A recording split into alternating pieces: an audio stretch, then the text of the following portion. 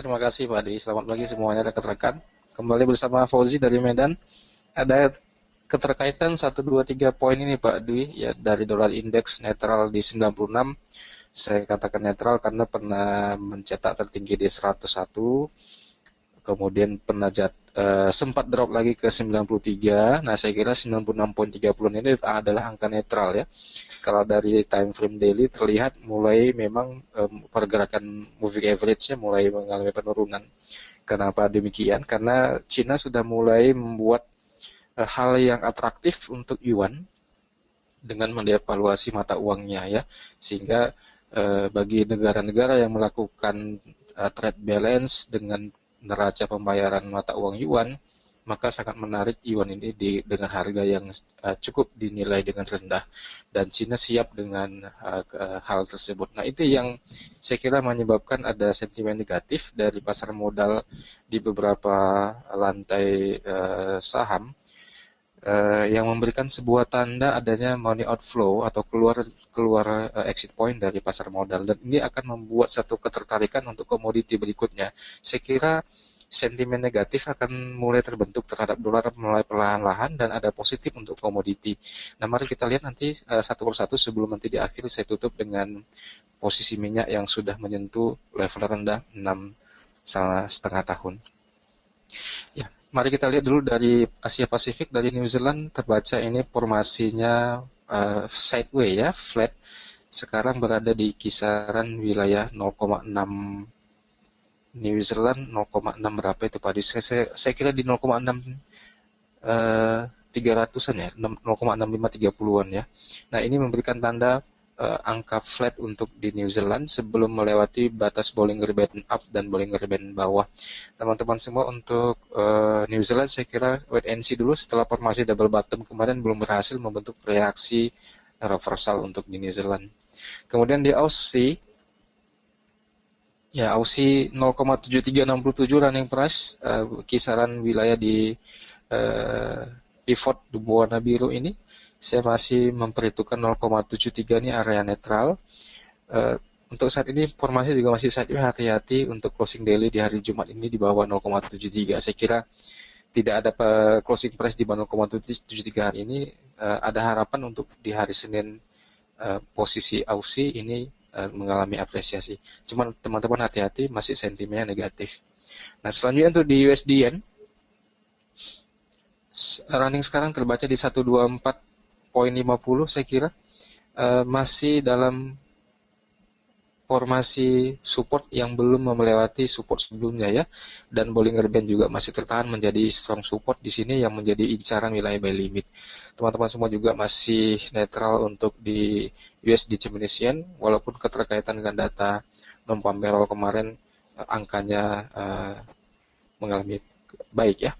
Kemudian untuk di Euro, ini yang paling menarik Pak Dwi. Setelah kemarin kita sempat tes sell limit di 1.1, kemudian berhasil sedikit ya, tapi mengalami kenaikan lebih dari 100 poin juga, naik ke 1.1140-an 50-an, ini tepat berada di resistensi. Nah, saya kira ini keputusan yang cukup berani seandainya kita melakukan posisi short selling dengan batasan stop loss 1.13 ya. Ada komentar barangkali Pak Dwi untuk di Euro?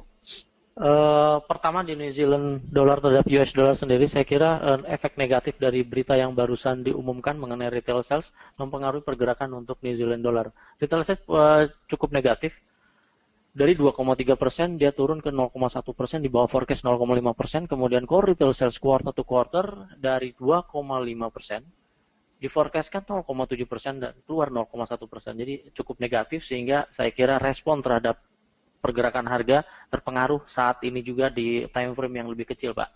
Jadi 123, pola 123 terbentuk dengan sempurna, sehingga saya kira batasan untuk target juga terlihat dengan jelas.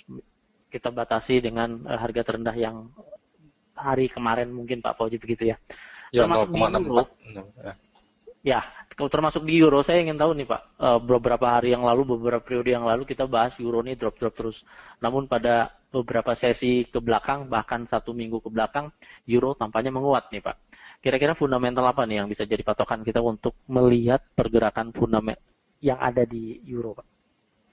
Ya, saya kira karena ada laporan dan statement dari Duta Jerman untuk pertemuan di Economic Forum dan di Yunani yang menyampaikan ada satu hal yang positif untuk bailout yang dilakukan di Yunani. Saya kira ada permintaan yang cukup tinggi dalam jangka pendek untuk mata uang euro, terutama di wilayah kawasan transaksi trade balance antara Jerman dengan Yunani. Meningkat angka pariwisata juga di situ mempengaruhi Pak Dwi dari penguatan euro. Namun konfirmasi untuk tren reversal tentu ini menanti penembusan di wilayah di atas 1.12 ya. Walaupun ini sekarang sudah mulai melewati angka 1.111. Sekarang di time frame daily terbaca dari MA 50, saya kira ini di time frame daily juga sedang berusaha untuk dia lewati ya. Running sekarang di 1.1140 Pak Dwi. Memang sudah nampak formasi MA moving average-nya mulai melewati batas yang fastingnya melewati yang slow ya. Nah, untuk koreksi di 1.10 saya kira memang para traders melihat ini sebuah peluang untuk buy limit atau buy on dip. Namun saya kira apa yang kita bahas sebelumnya bahwasanya bailout adalah juga termasuk hutang yang harus dibayar kembali di masa yang akan datang berikut plus dengan bunga.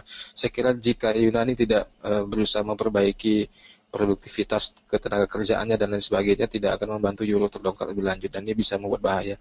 Belum lagi ada tambahan berita Pak Dwi dari Portugal dan Spanyol yang juga debt to GDP ratio juga akan meningkat. Ini bisa memberikan suasana lebih panas untuk mata uang euro. Jadi ada kesempatan juga di euro untuk posisi short limit ya atau sell limit. Ya, karena kan masih sebetulnya belum stabil nih keadaan fundamental di beberapa negara Eropa. Kemudian hanya Jerman yang sedikit bagus dari beberapa negara kawasan atau negara Eropa lainnya. Sehingga saya kira makanya saya sampaikan Pak Dewi ini di level sekarang ini adalah keputusan yang sangat berani dengan posisi sell on the spot atau sell di 1.1150 dengan batasan stop loss 1.13 ya. Ini keputusan yang berani, namun jika peluang itu benar ini adalah satu hal yang menarik dengan target netral di 1.08. Iya, dibantu juga pelemahan dolar kemarin yang terus-terusan untuk drop dikarenakan devaluasi yuan. Jadi judul utama untuk minggu ini ada devaluasi yuan, Pak. Lebih besarnya ke situ kayaknya ya. Iya, benar. Oke. Silakan dilanjut Pak Fauji. Ya, untuk di emas Pak Adi perlahan-lahan mulai menapaki wilayah 1110 dan 1120-an, sempat menyentuh di 1127. Area target netral kita untuk di emas adalah di 1150 ya, sudah melewati breakout upper Bollinger Band. Ini tanda yang positif, kita tinggal menunggu koreksi di wilayah 1118 atau di 1113 untuk posisi buyback dengan batasan stop loss di 1100. Cukup jelas tren terbentuk jangka pendek untuk di emas. Nah, untuk di minyak saya kira ini yang paling menarik, level 42.01 tanggal 18 atau di tanggal 20-an Maret ini persis banget ini tersentuh Pak Dwi.